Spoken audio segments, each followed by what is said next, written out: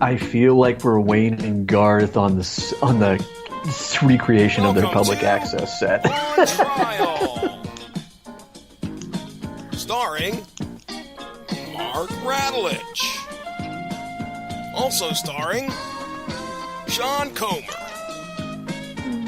Hope you're ready, Hollywood, because you're on trial.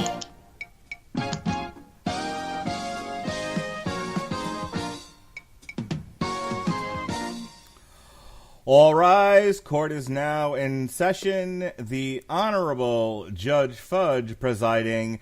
This is On Trial, and I am your host, the mandated reporter, and frankly I'm mortified, Mr. Mark Radulich. And tonight I take the role of prosecutor as we end a week dedicated, it's really only 2 shows. It's just 2 shows out of 4. Well, we'll call it a week. A week dedicated to the Death Wish franchise. Tonight, we put Death Wish, the original 1974 feature film, on trial. And here to defend this orgy of violence captured on film, the one, the only, the twitchy, the gamin, he's Sean, you're not, Mr. Sean Comer. How do you do, sir? Well, now that you just stole my shtick, you schmuck.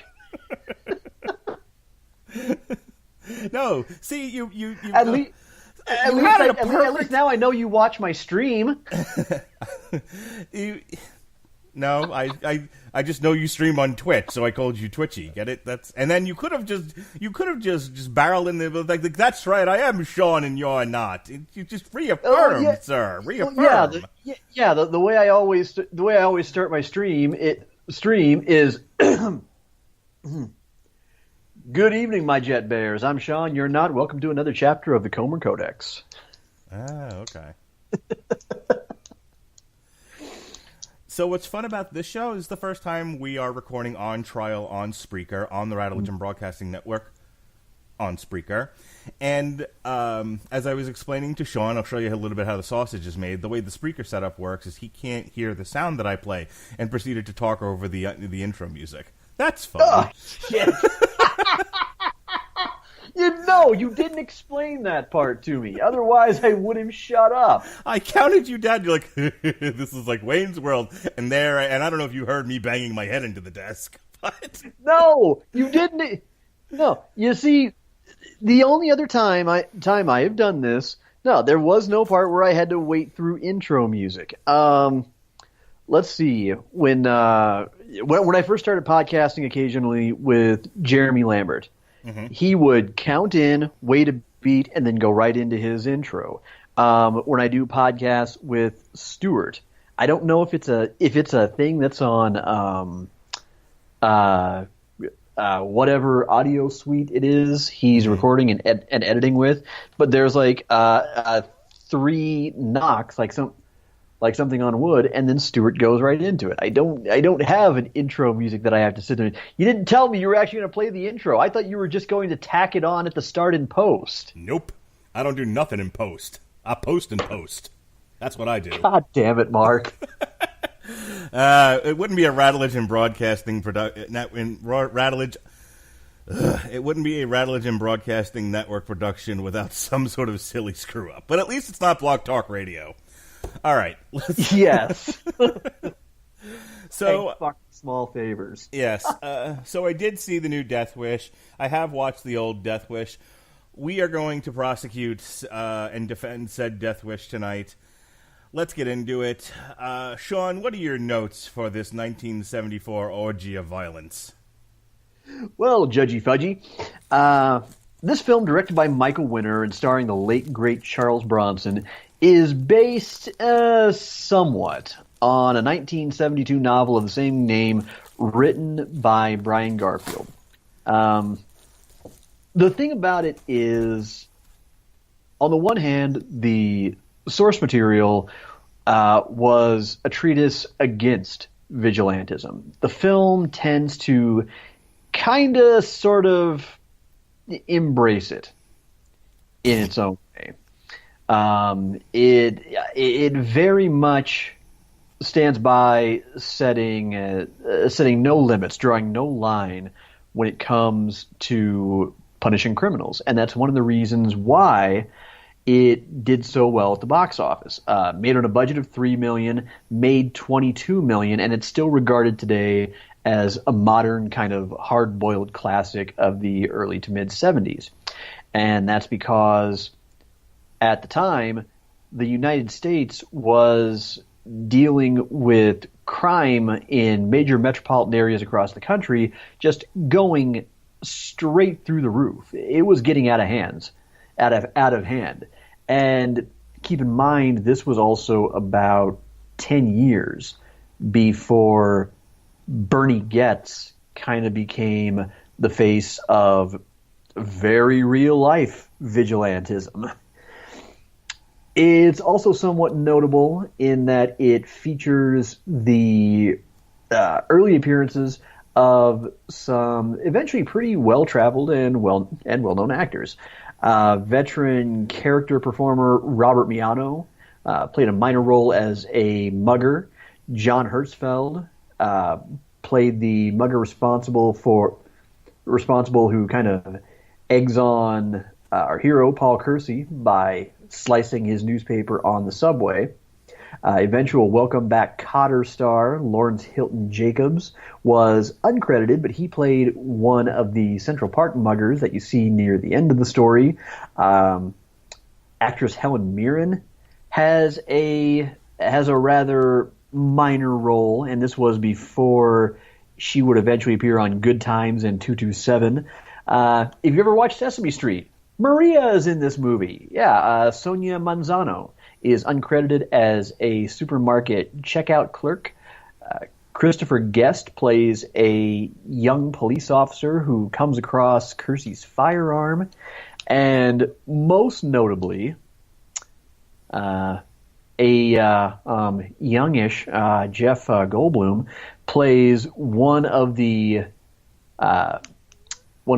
hoods who assaults Kersey's family early on, which of course is the act that eventually sends him just spiraling right on downward. Otherwise, we've got a phenomenally good soundtrack composed by Grammy Award-winning jazz artist Herbie Hancock, which was his third score, after also doing 1996's Blow Up and 1973's The Spook Who Sat by the Door. What else? It actually wasn't received that well when it first came out. In fact, the reviews ranged from mixed at best to out-and-out negative at worst. But it became the catalyst for what is now kind of an unsettlingly timely debate about how to deal with rampant crime. Yet at the same time, critics were really put off by how exploitative they found the chilling rape scene of Kersey's daughter, and then subsequently Kersey's own premeditated murders. However, they kind of had to concede that it was somewhat realistic. It wasn't at all implausible given the state of society. Despite the fact that many critics considered it an out-and-out threat to public decency because they felt that it encouraged antisocial behavior, which is a point of view that I don't know that I necessarily entirely agree with, but mostly. I think there are other ways to look at it, but we'll get to that in a bit. We always seem to come across Roger Ebert's reviews of just about any movie that we do. He didn't agree completely with its philosophy himself, much like me, but overall, he gave it a positive.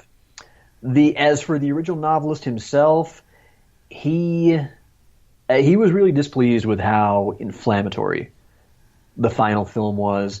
He had absolutely no love lost whatsoever for what he considered pretty much pointless sequels. I think that's a viewpoint most audiences would agree with. And the way they did out and out advocate for vigilantism. However, they did put the idea in his head to write a follow-up to Death Wish and its sequel called Death Sentence, which came out about a year after the film came out. And as for its iconic star itself, Charles Bronson was pleased with it. He saw it as a commentary on the violent state of humanity and as an indirect attack on violence, not a romanticization of it.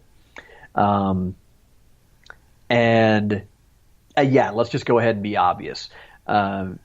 It was nominated for AFI's 100 Years, 100 Thrills. Paul Kersey was nominated for AFI's 100 Years, 100 Heroes and Villains. And it's pretty much regarded as a modern classic, not just in its era, but overall. So much so that you can see and hear it referenced everywhere today, from The Simpsons, American Dad, and Spider-Man to the Opie and Anthony show, repeatedly using the clip of Jeff Goldblum yelling "Goddamn rich cunt," and works by a number of hip hop artists. Oh, and also it's referenced in both 2013's Payday 2 as one of the game's difficulty levels, and a whole separate mission on Hotline Miami 2 Wrong Number, which is simply called Death Wish. And that's your quick and dirty rundown of the cultural significance of one of my favoriteest movies ever. Ooh, we get to poke holes in your sacred cow, your Zampats. That's going to be fun. All right. Fuck I do. I'm defending this. I ain't poking holes in shit. No, I get to poke. All right. So the plot's pretty simple. Sean actually covered a lot of the plot points in his notes. But essentially, we meet Paul Kersey and his wife. We get to spend some time with them before Jeff Goldblum leaves a trio of muggers into their apartment, proceeds to beat her to death, and rape his daughter. He is of the liberal bent, not a fan of guns, but after a trip to Tucson, Arizona, he is slowly but surely wooed in the ways of arming oneself and protecting oneself and their family with a gun. When he gets home, he actually finds a gun that was given to him by said Arizonian that was left in his luggage. So back in Manhattan, things only get worse for Paul. He finds out that the daughter is severely depressed, nay catatonic, from the trauma of the assault, and they have to commit her to a mental hospital. Paul starts walking around with the gun. He's mugged. He shoots the mugger and runs home to vomit. Again, he starts walking through the city, this time on the lookout for violent criminals, and he starts shooting them. And rinse, repeat, until he starts to catch the eyes and ears of the local New York City Police Department. And an investigation begins with this vigilante killer. He starts to earn some notoriety, which is embarrassing for the police department. And ultimately, at the end of the movie, while he never actually finds or shoots the initial muggers, he does run afoul of some other random ones, and one gets a good shot in, and he ends up in the hospital, where he is confronted by the lead detective, who basically says, "Look, we found your gun, and you've become somewhat of a folk hero and an embarrassment for this police precinct. How about this? You vow to leave New York quietly, and I'll go throw your gun in the river." Which he does. He moves to Chicago, unpunished for his sins, as it were. And at the very end of the movie, we have some hooligans in the, I believe it's O'Hare Airport, who are hooliganing about. and he makes a "I'm going to shoot you with my I'm going to shoot you" finger gesture, and that's how the movie ends. I'll say, sorry, it's Union Station in Chicago, not O'Hare Airport. Whatever. So that's the quick and dirty on the plot synopsis. As you know, if you've been listening to the show lately, I don't want to spend a tremendous amount of time on this part. Sean actually brought up the central thesis of my argument against this movie in his notes. This was written at during the malaise of the 70s. This was how do I put this? This was a feature in which the writers consciously took the psychology of the time, the fear of our cities that were drowning in crime, and the continued fear, paranoia that things were only going to get worse. Remember, we're coming out of the tumultuous 60s. We're into the malaise of the 70s. We will start to move into the Jimmy Carter, high, not taxation, but inflation era.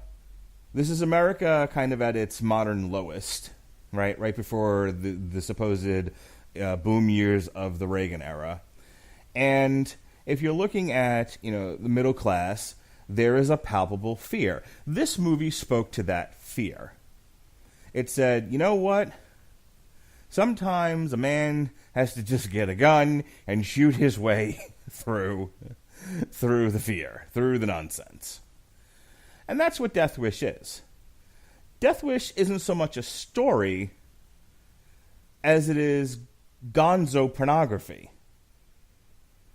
It has elements that typically prop up a good story. It has a character, possibly two. It actually tries to get you to get to know some of the quote-unquote characters, so that when you take them away violently off screen, it evokes a reaction out of the audience.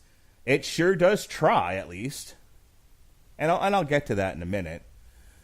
But ultimately, 90% of this movie is a guy with a gun shooting random bad guys. Now, there's nothing inherently wrong with that. Robert Winfrey and I on Damn You Hollywood debated the merits of the revenge feature with respect to Death Wish 2018. And I'm not going to spend a lot of time talking about that. Go listen to that podcast when we're done here. But suffice to say, the revenge flick is a motif that has been done zillions of times, some better than others. There are ways to do it in which a revenge feature works well. And then there were some that are just badly done.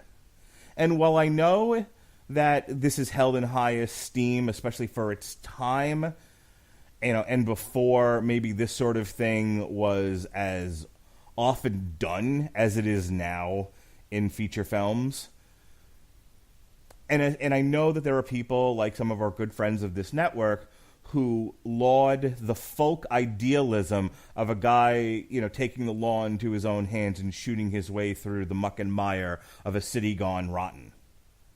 I get all that. And to a degree, I don't have a problem with it. But this is about examining a feature and debating its merits. And the fact of the matter is, ladies and gentlemen of the jury, Death Wish is a poorly told story with almost no characters. I would put out there that Paul Kersey, the Charles Bronson character, is barely a character unto himself, but at least there's an attempt there. Everything else is video game bad guy. Even the wife it didn't even need to have a name. She was just the wife. She was an object to be destroyed as an impetus to push him into the street to do his thing.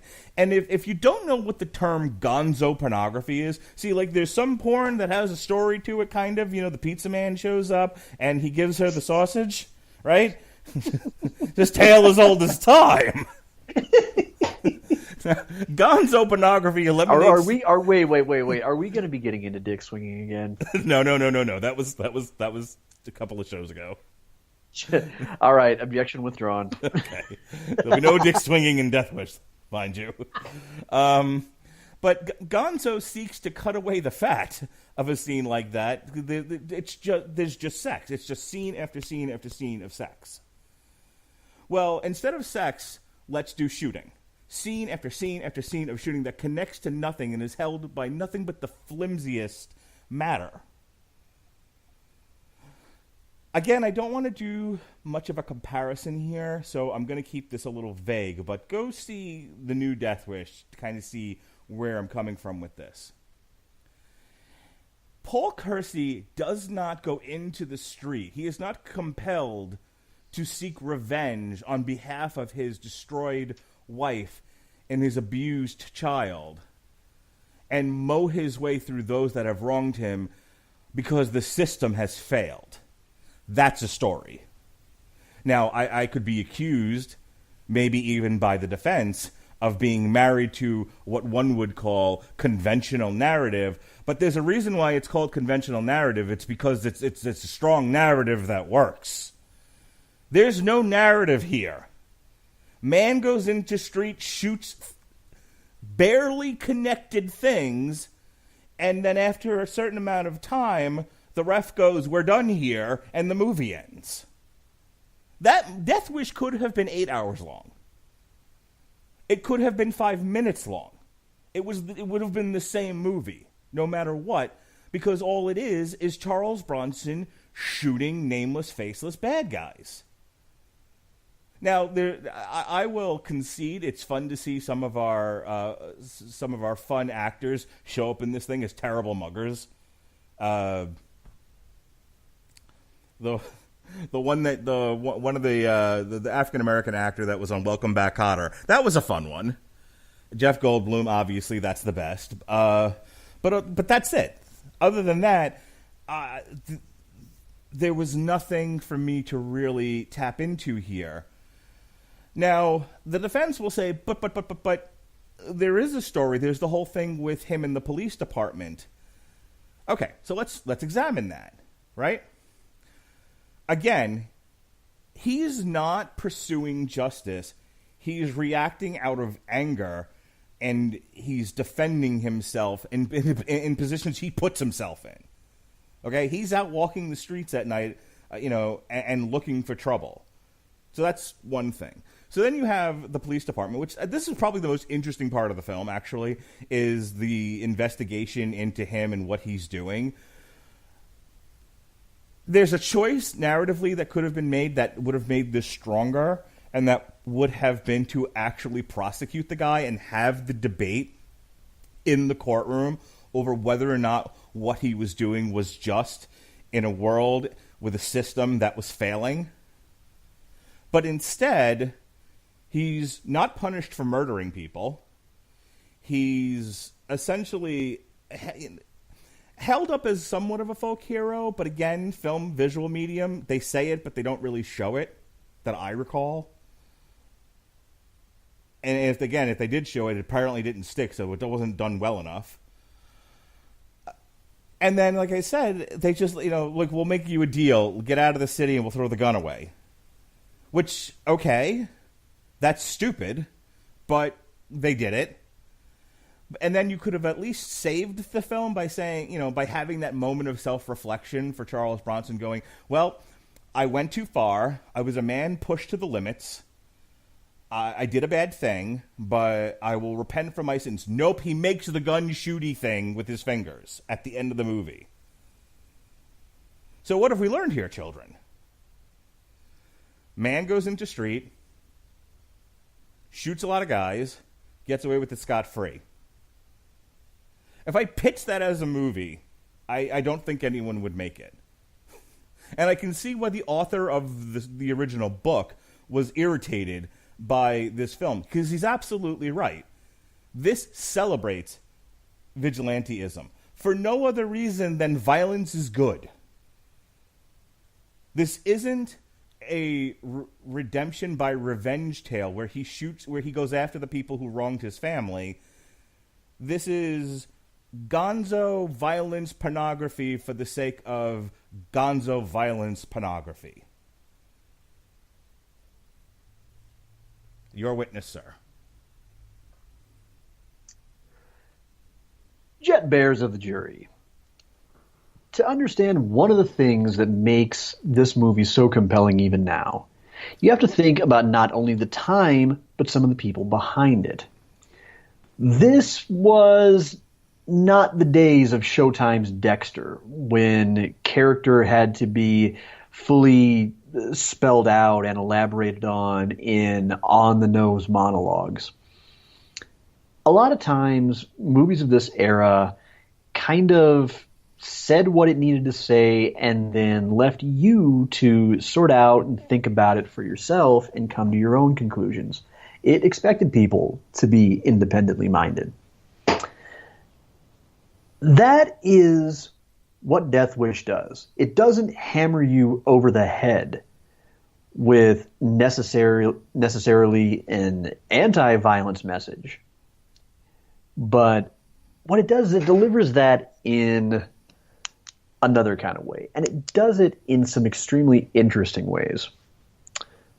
One of my favorite actors of that era, and in fact a contemporary of Charles Bronson's, was Lee Marvin.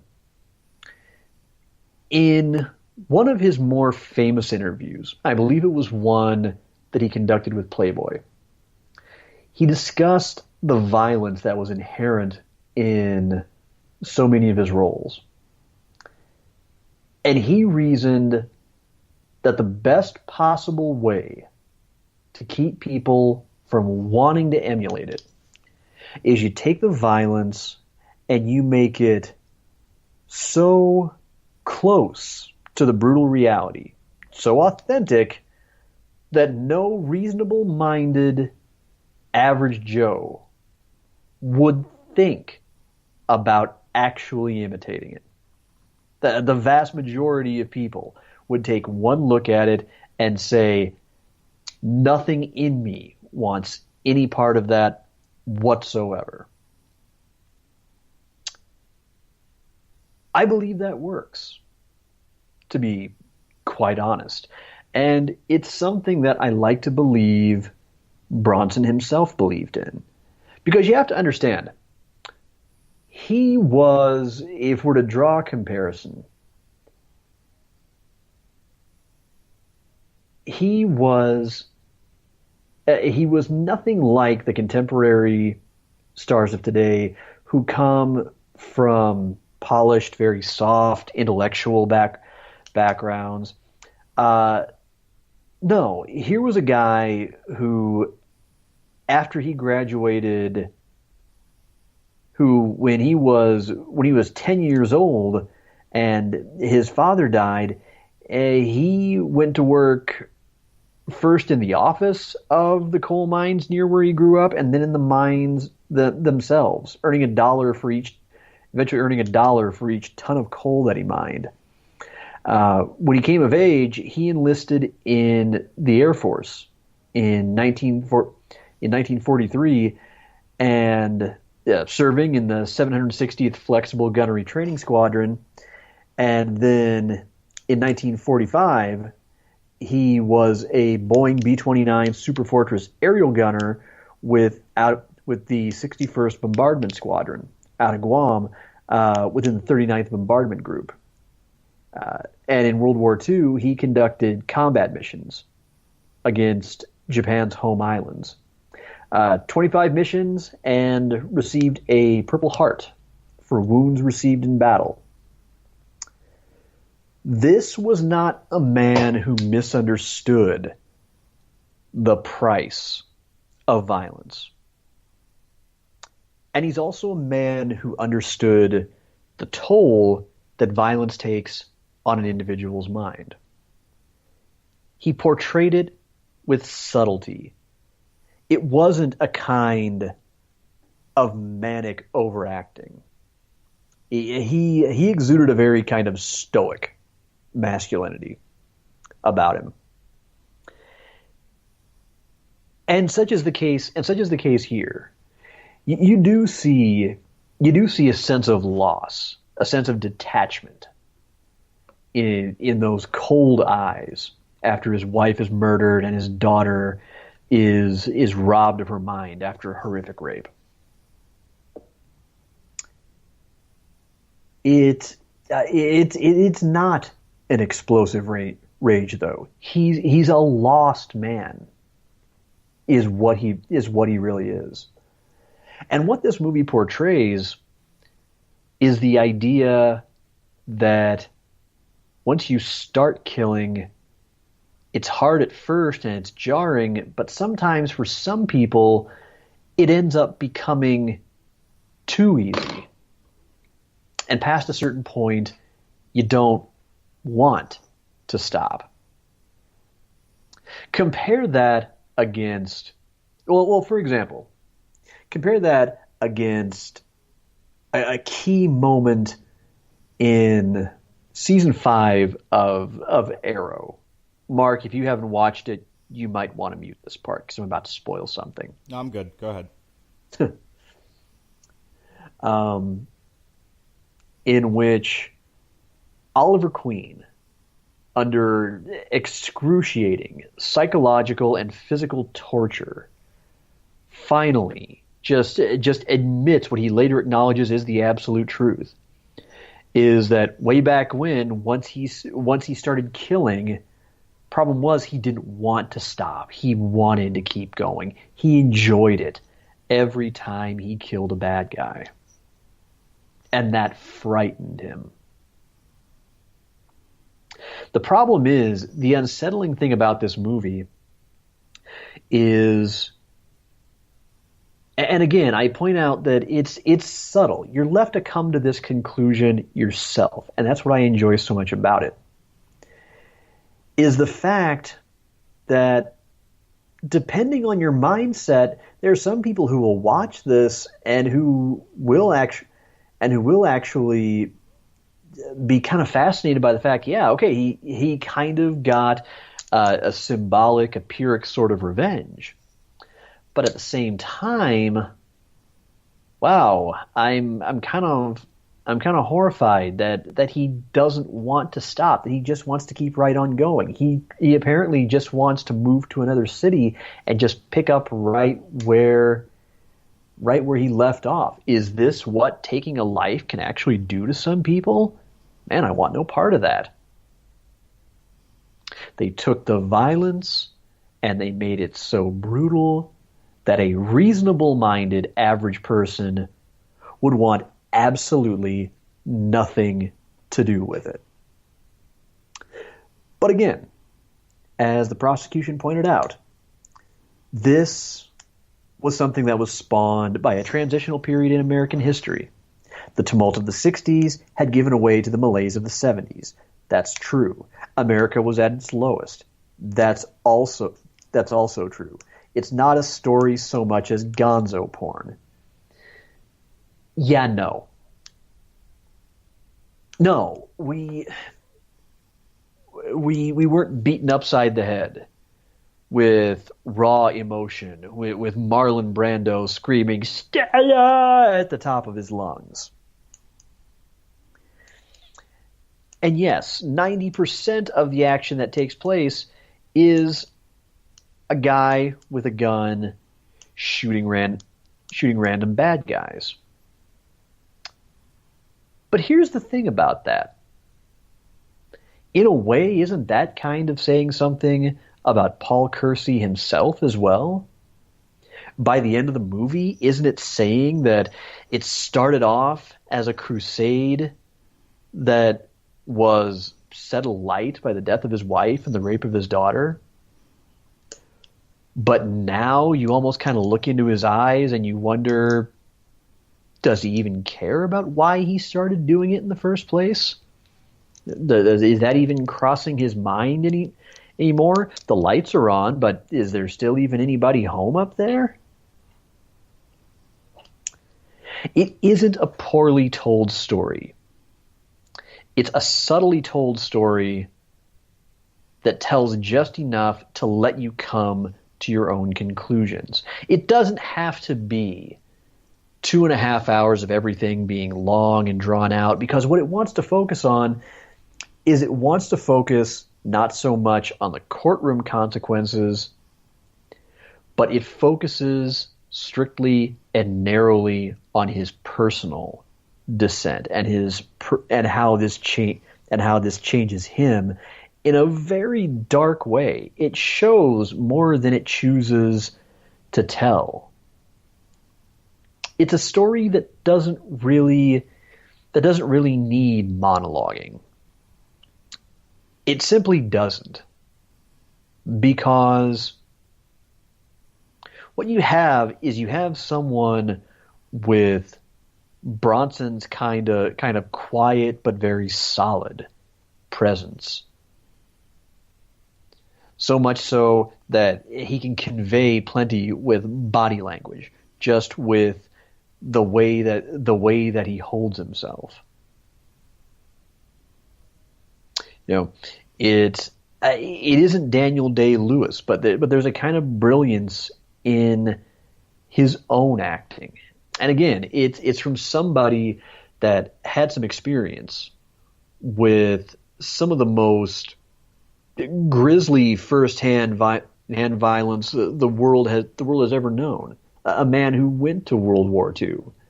So I'm sure he had a mind for the idea of, well, somebody's been through this and just taken a life for the first time. No, how they're thinking it happens isn't always quite how it works. Sometimes it's a little more subtle than that. It's a little more unassuming, a transformation that just kind of happens almost without the individual realizing it.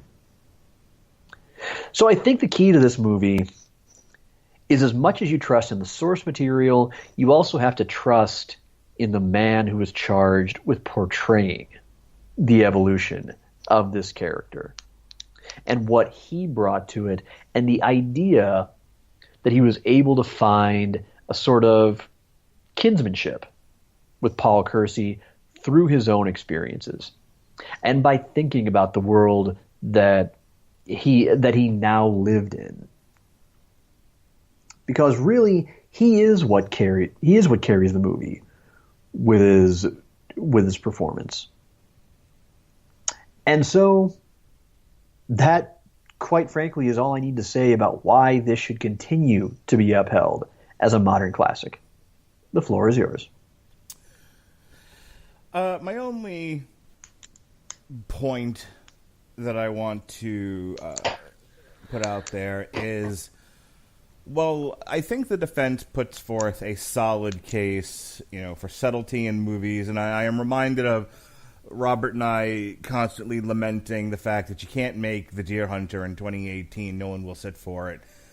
Dog Day Afternoon, people would walk out. And while I am not holding up the argument that it's a boring movie, I was not bored, and I was not bored personally, and I don't think this is a movie that doesn't have its gripping scenes to keep people invested. But I will say this. As I was listening to the defense, and he was talking about, the subtlety and the acting and everything, I just kept thinking, maybe my problem with this movie is, in a vacuum, in the time that it came out, all of what was said is true, but I think, much like, there's an argument that goes something like this, there'll never be another Beatles. Okay, well, the counter-argument to that is, there's better bands that have come along ever since the Beatles. The Beatles were a thing in a certain time, in a certain place, and they had a certain impact. But there's no way in God's green earth that's the best band in the history of modern rock music, or music in general. No way. There are better bands that have come along since. There are bands that did the exact same thing the Beatles did and did it better. And that is how I want to conclude my prosecution of Death Wish. My best compliment towards Death Wish is it's a fine start for a revenge film, but there are those who have done it better, that gave more gravity to the character going through those issues, that gave more gravity to the argument being had. The argument was made more coherently and more cogently. And I think, again, if you want to sit down on a Sunday afternoon and watch a guy shoot up Manhattan, you wouldn't do worse by sitting down and watching Death Wish. But there are better, more intelligent movies dealing with the same subject to be had, and I would steer you towards them. The prosecution rests. All right, so let me tell you what I really thought of the movie. I that's why I said I really couldn't argue with a lot of what you were saying because I got all that. I think, and this is the argument Robert and I got into on Tuesday, which I don't want to rehash here, but I guess I thought he would be dealing directly with the tragedy that befell his family. I felt like this was too indirect. Like this was a guy lashing out. And I just wanted more. I felt like we would get glimpses of what they were trying to say, and a lot of what you were putting out there as, well, no, it's subtlety. It's subtlety. And I wanted more of. I wanted more. I understand what they were going for, but it left me a little cold. Not to say that I wasn't entertained, because who isn't entertained by a guy shooting muggers, especially when the muggers are as fun as the ones in this film. And boy, were they ever! The muggers in this are great. They're the best part of the movie for me. It's just. Give me the money, baby. It's awesome. What a time the 70s were. God, I was born way too late. But Jeff Goldblum just chewing up scenery in that horrible scene. As jarring as it is, he's hilarious. He's so Jeff Goldblum-y, it's amazing. So cinematically, it's all very entertaining. But I think on a subject as serious as taking the law into your own hands, vigilantism, whether or not a man has the right to shoot another man under certain circumstances, I needed a little bit more. I needed a little bit more of the conversation. I needed a little more of the psychology of all of that to have affected our main character. You call it subtle. I called it barely affected. At least that's how it came across to me. I could see that, but again, and this is something I've said on many podcasts before when we've talked about movies from around this era. There's something when it comes to the action genre that I will always believe was lost forever when the stars who were born in a time of when the draft was in effect, and a lot of young men did end up either enlisting or being drafted to go over and serve and do their duty to their country when they were kind of aged out of those roles, because there's something extremely true about what Lee Marvin said, and that is that action back then wasn't nearly as flashy. It was gritty. It was bone crunching, and it was because it was made by people who understood it.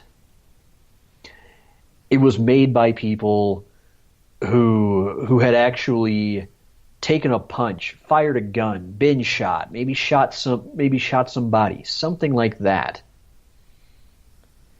And so it's not like you have to go and have Jeremy Renner and Matt Damon and whoever go and tag along with a veteran so they can learn what the mindset of a soldier. They didn't need to think about that. They knew.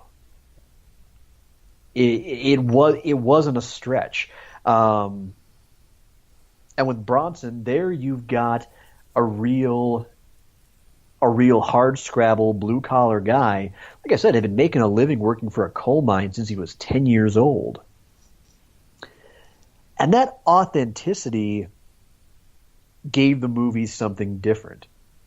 It's not like nowadays when you watch somebody, like for example, you watch Keanu Reeves in The Matrix, and you just make it look so cool and so visually stunning and so flashy that of course you get some people who might go out there and try to imitate it, or any other action movie.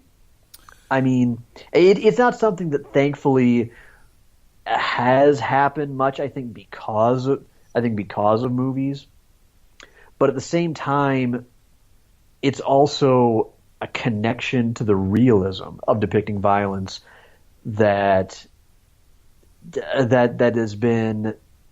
gone, and that is probably not coming back, because if you were to boil it down to if you'll pardon the reference, the realest guys in the room nowadays who are truly most convincing in those kinds of roles, you get down to guys like Jason Statham, Sean Bean, Daniel Craig, Hugh Jackman, Dwayne Johnson. And really, if you wanted to boil it down, it's kind of like an interview I once heard about the glory days of professional wrestling, when Jake Roberts once said, "Look, if you were to take wrestling and boil it down to who were the real tough guys, the only guys you'd have left would be Jim Duggan and Haku." Nowadays, if you were to pare it down to only the guys where you go, no, it's not an act, this person probably really could seriously kick my or just about anybody else's ass, that's what makes this totally believable. Like I said, you at a certain point would get down to just the guys that I mentioned, and Hugh Jackman is such a nice guy.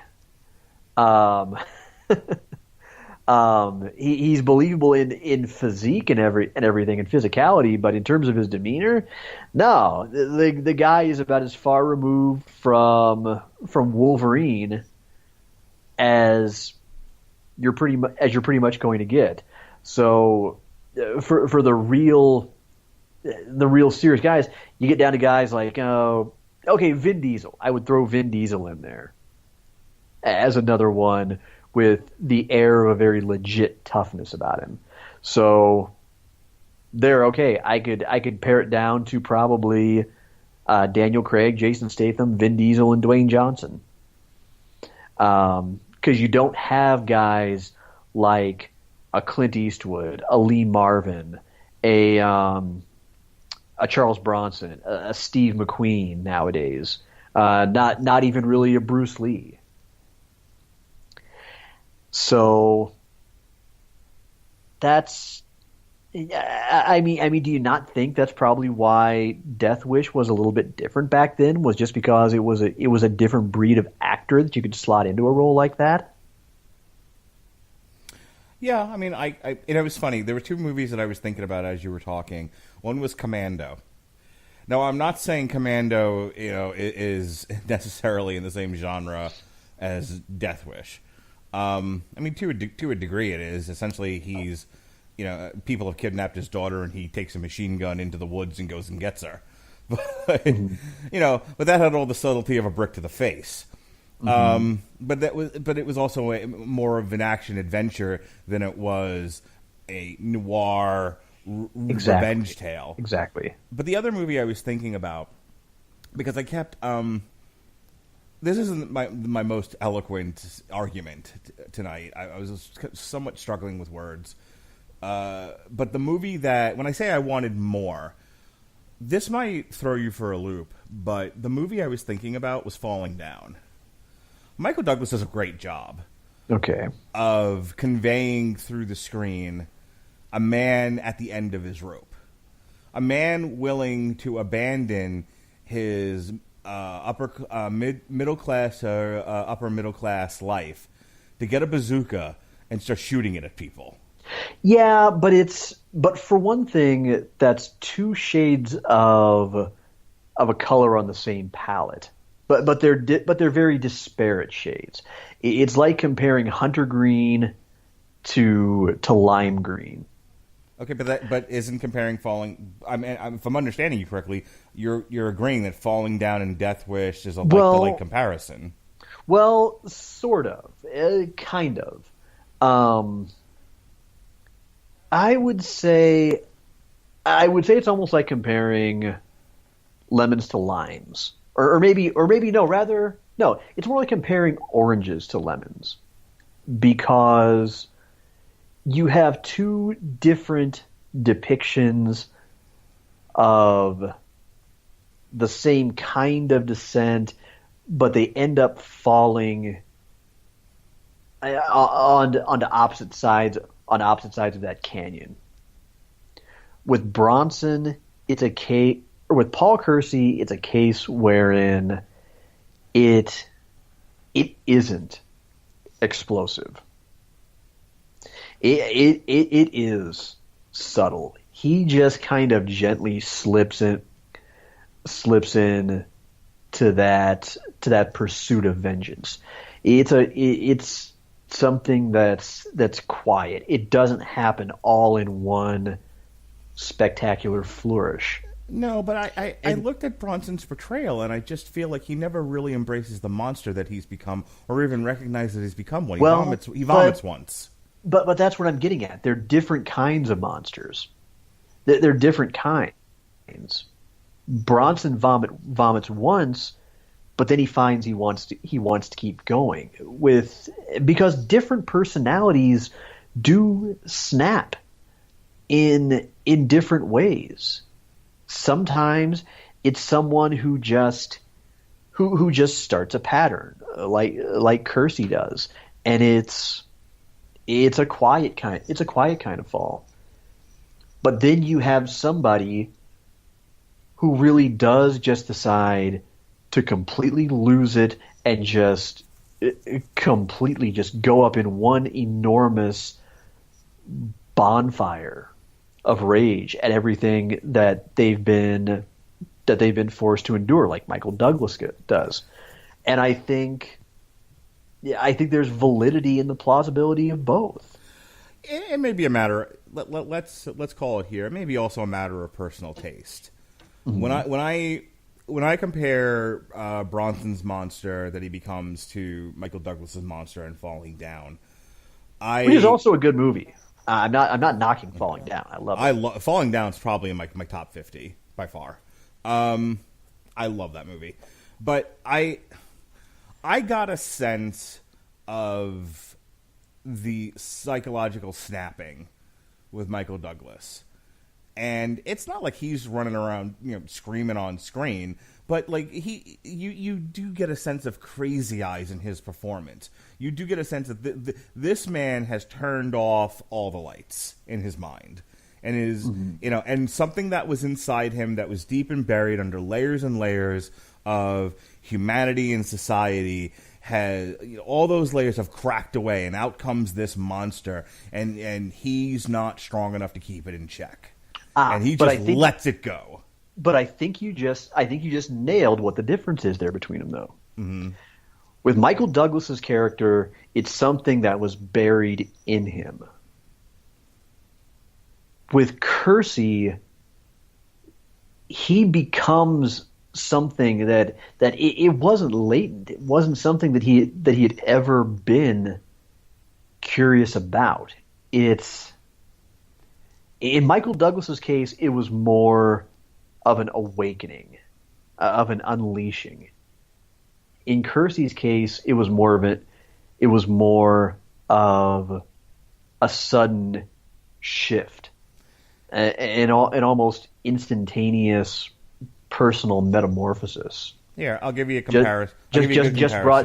But it's one that was just brought about by one decision, by one point when he could have gone one way and he could have gone the other. It's not like things had just been mounting necessarily for years on end, kind of like they apparently had been for Michael Douglas's character, and then all of a sudden they just exploded. It's more of a case of, he came to that point in the flowchart when he found the gun. He decided to go one way, and he had kind of no idea how that moment was going to rewrite him. What's your comparison? I was going to say, and this tells you more about me than it does anything else. I think in the case of Michael Douglas versus Charles Bronson, Michael Douglas is the Hulk and Charles Bronson is Iron Man. One has a raging beast inside of him, and the other one put on a weapon and went into the streets to use that weapon. It's fine. I'm actually curious now about the rest of the sequels. I hear that they run the gamut of shit to okay, but there was one that a coworker of mine was telling about where at the end, it's very unsettling. I don't want to give it away if anyone hasn't seen it, but he was telling me about it, and I actually thought that was the end of this one. But there's one where, like I said, there's a very unsettling ending that I'm curious about. So I'll probably at some point, especially because they're like $5 on iTunes. To buy them, I'll probably work my way through the series. At some point. That's about $6 too much. Got a question for you. I know among you and Ronnie Adams just love when I schedule years ahead of time, but this is what you live for. That's why you keep doing shows with me. Bring it, Sensei of scheduling. Next year is John Wick 3. Okay. We don't do Long Road to Ruin anymore, but at some point I need a reason to watch the first two movies before I see that one. So either we need to put at least one of the John Wicks on trial, or maybe do a special, I don't know, either a special Long Road to Ruin and watch both of them, or just do one of them on trial, or do both, over the course of a few weeks. You know what, However Mark? you want to do it. You know something? What's that mean, Gene? Let me tell you something, Gene Mean. I've been giving this some thought lately. It's funny you bring up Long Road to Ruin. When we ended it, I'm not going to go into it on air because you know just why it's so personal. You kind of know now where I was personally at the time. Sure. I was too exhausted to keep going with it. And at the time, I was even hiding from you just kind of what was going on.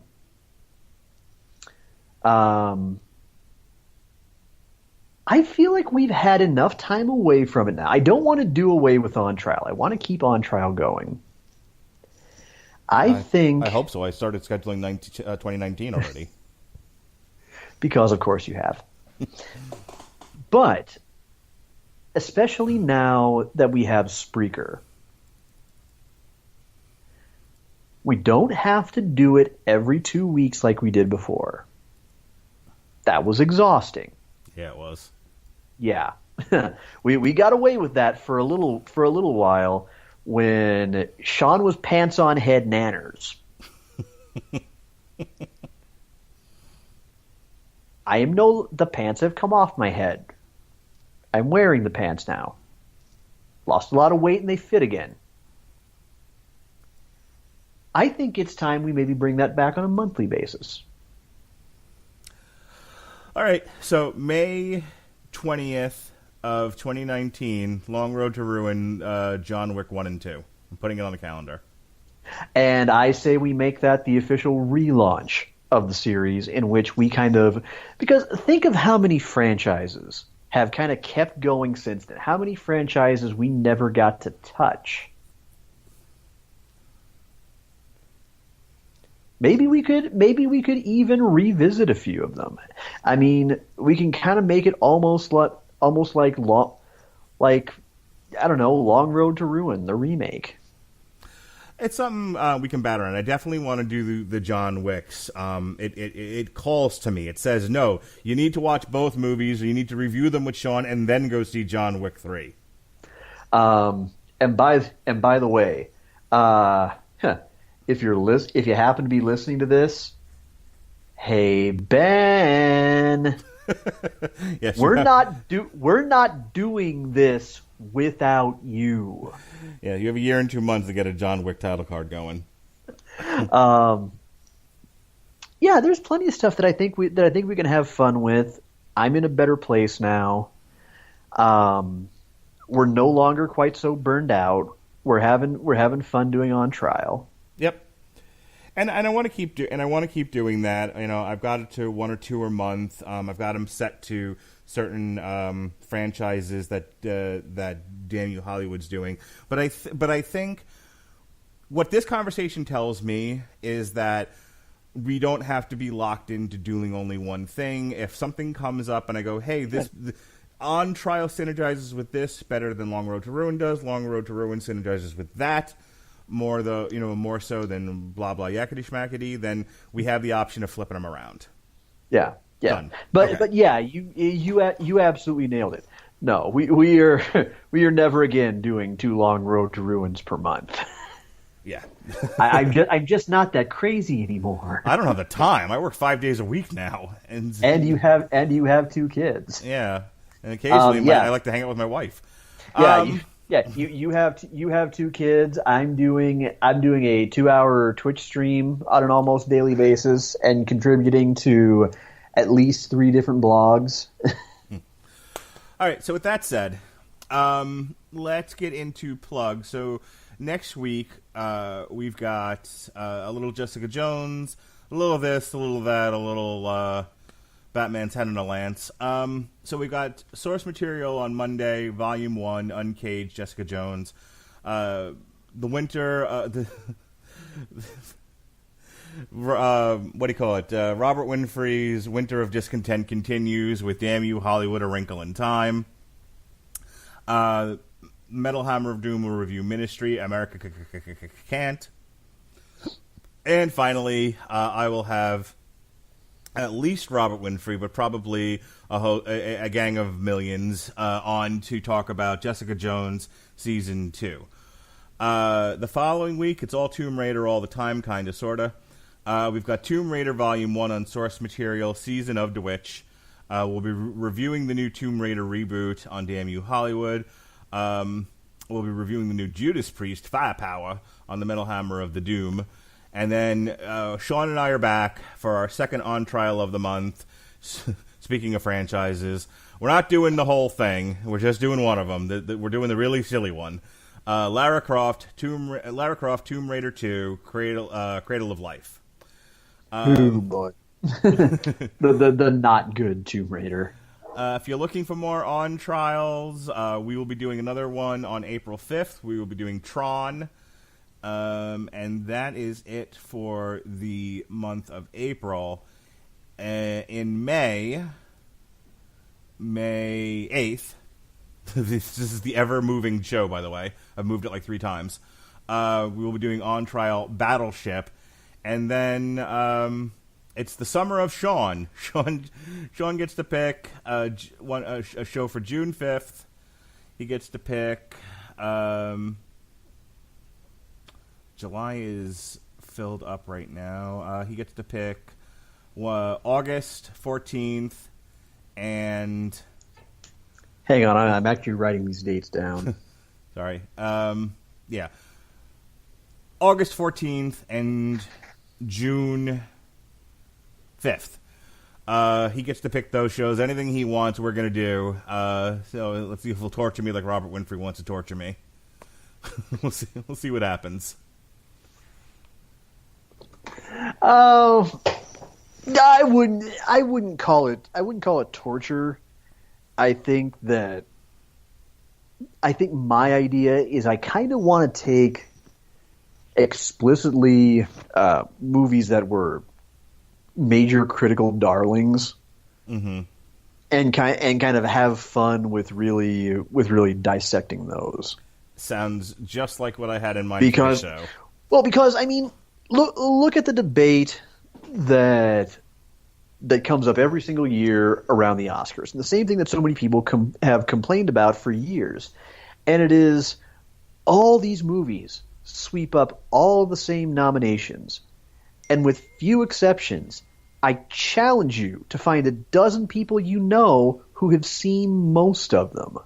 And that's even despite the fact that we've now expanded the Best Picture category from about five movies once upon a time to now something like 50.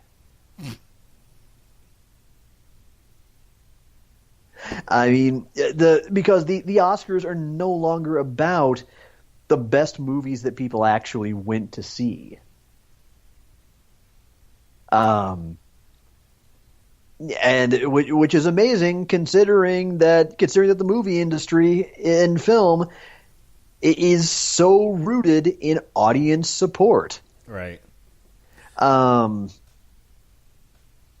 yet you had people who were, I mean, this year was an exception. Obviously, a lot of people went to, I mean, Get Out was also a huge commercial success, enormous success, as was Dunkirk. Mm-hmm. But you also had people going, Logan only got one nomination? Really? Wonder Woman got shut out entirely? Really? Yeah, well, those were also cases where people, it was like if a comic book movie is in any way artistically done, or competently filmed, people are like, it needs an Oscar. It's like, all right, settle down. I understand you're comparing it to Rise of the Silver Surfer, but settle the fuck down. And Wonder Woman also, had people getting behind it because of gender politics, which is A, an argument I've already gotten into, B, an argument I don't want to get into now, and C, Wonder Woman was fine except for the third act. Let's not get crazy. Well, and I had my issues with Wonder Woman as well, but the thing is, my feeling is that Hollywood too often will completely shun something from awards consideration and the real prestige tier just because, it's a genre movie. Like somehow that precludes it from actually being good and artistically groundbreaking and worthy and having something actually to say. And what Wonder Woman did well, it did well just like Logan did as well.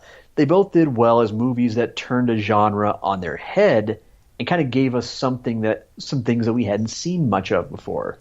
The movies I want to tackle for this are ones where they were best picture, they were huge, they were acclaimed at the time, but how do they hold up today? I'm really curious to see what you'll end up going with. Okay. Let me throw one of them out here right now then. Oh, okay. August 14th, let's do Dances with Wolves. Cool. I've never actually seen that one, but it's on the list of things I wanted to see. Okay. Then you said June 5th was my other date. Yeah, hang on. Let me put that in there. On Trial. We're seriously doing 2 summer shows? Dances with Wolves. And I'll figure out who's defending and who's prosecuting later. So yeah, we're doing one in August, is On Trial, and then with Luke Cage launching when it is, and the amount of summer movies I got to do on fair Hollywood. enough. I then just lost the date. June 5th. Then June 5th. Yes, I got one for you. I propose we take the On Trial formula and skew it just ever so slightly to tackle a historic Best Picture race. Okay? Okay. Because one year you had three of the greatest movies of all time going up against each other, and some people have wondered whether the right movie really won, looking at how they've held up in hindsight. I propose we pit movie against movie, and since it's the summer of Sean, I get to pick which of the movies I'm going to be defending as my client. You, Mark Radulich, will be defending Best Picture winner and arguably one of Tom Hanks' finest hours, I must admit, Forrest Gump. I love Forrest Gump. Okay. And in my case, I will be defending a movie that tugs at my heartstrings every time I see it because it holds a deep personal significance for me. Showgirls? It is my favorite movie of all time. The Shawshank Redemption. Oh, that's a good one. The Shawshank Redemption. Gump versus Shawshank. All right, and I am defending Forrest Gump. All right, we got it. The Summer of Sean. And I will tell you right now, I do not hate Forrest Gump. Just to be clear on that, I love that. It's a great movie. But there's being great, and then there's being named Best Picture against what is rightfully considered, in just about every way, one of the greatest movies ever made. I like it. Yep. All right, what do you got going on in your world, and where can they find you, sir? Let's see. Remind me again, what did I say we were doing on August 14th? Did I say we were doing on August 14th? Dances with Wolves. Oh, yeah, Dances with Wolves. Okay. I forgot to write my own choice down. Huh. That one will be fun. I'm definitely not going to be telling my biological dad which movie I'm doing. That's one of his favorites of all time, and personally, I will gladly prosecute that one. Okay. I'll just put it on there that I'm defending it. Yeah. That overlong piece of shit. Oh, terrific.